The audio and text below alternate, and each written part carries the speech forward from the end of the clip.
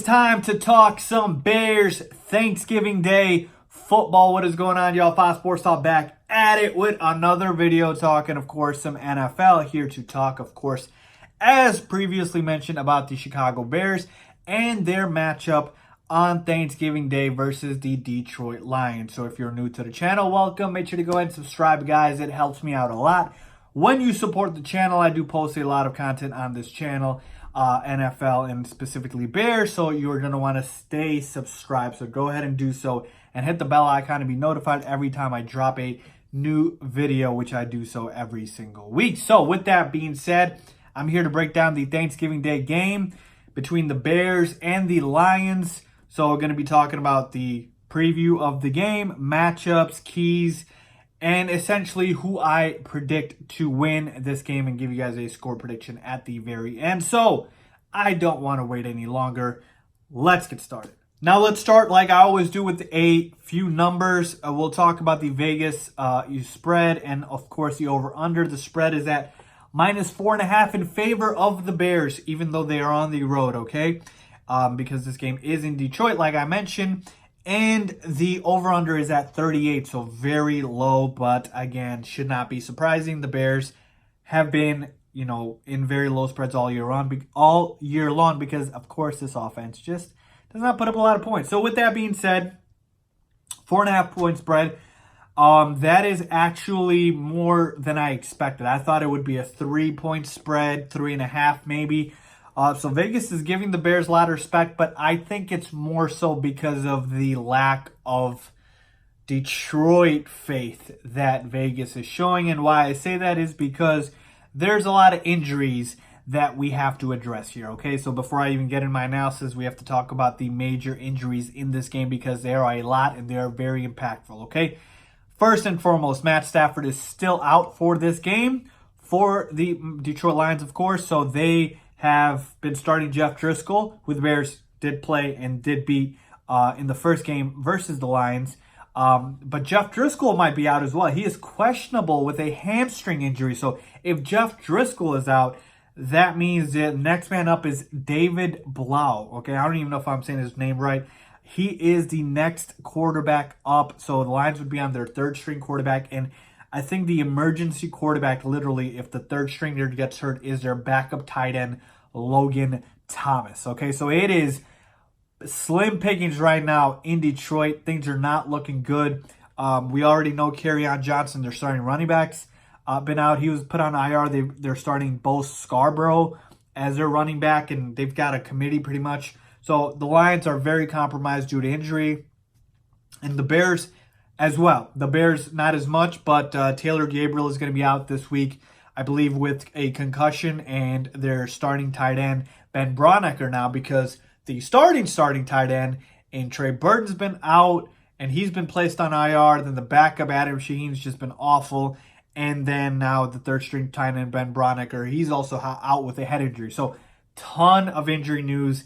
Got that all out of the way. So with that being said, now let's talk about the actual game itself and what I see happening. So when I take a look at this game, taking everything into account here, folks, I get it. The Bears are on the road. They haven't been playing great all season long. Certainly a disappointing season 5 and 6 from what they were expected to be. But they should be able to beat the Detroit Lions, folks. The Bears should be able to win this game.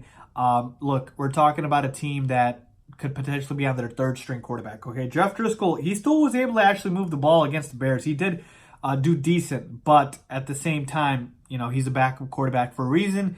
So the Bears defense should be able to, stop whatever Detroit throws out there, whether it's Jeff Driscoll or David Blau, the third string quarterback. So from an offensive perspective for the Detroit Lions, they don't really have anyone that really scares me. I mean, besides Kenny Golladay, but I don't trust Jeff Driscoll to get him the ball that much. And Marvin Jones is okay, nothing great. So to me, you're not going up against an offense that's going to put up a lot of points. You don't have too many people to stop. Starting quarterback, starting running back out.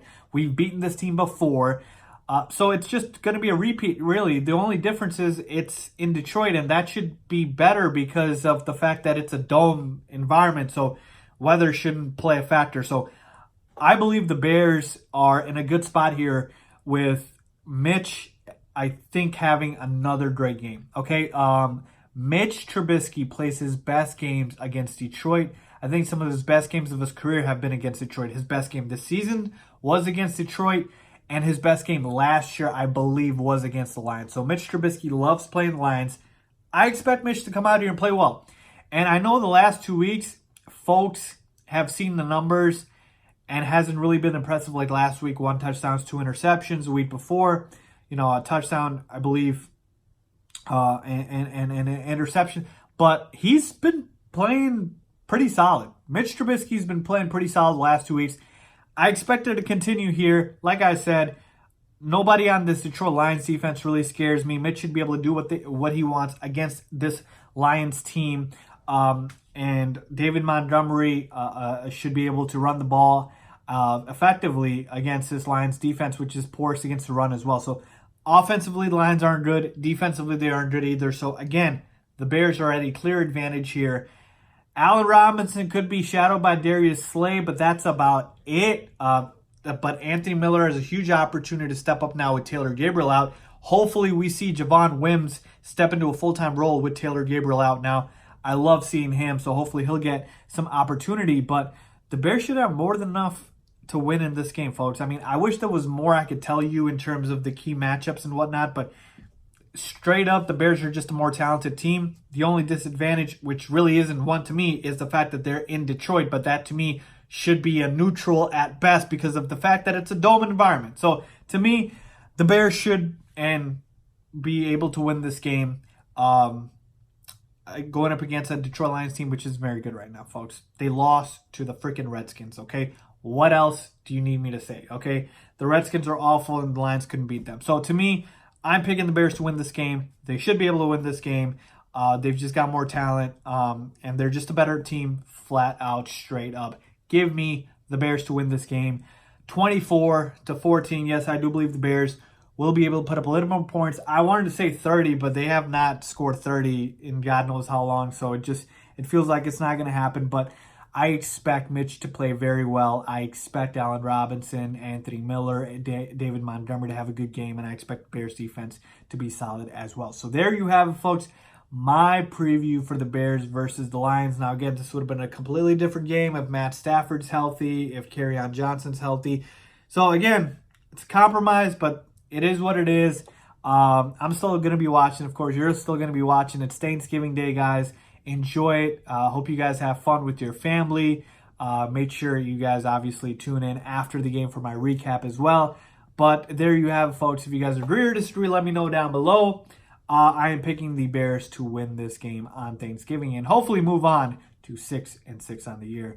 If you like this video, please give it a big thumbs up. Please make sure to subscribe. As always, thanks for watching and have a happy Thanksgiving.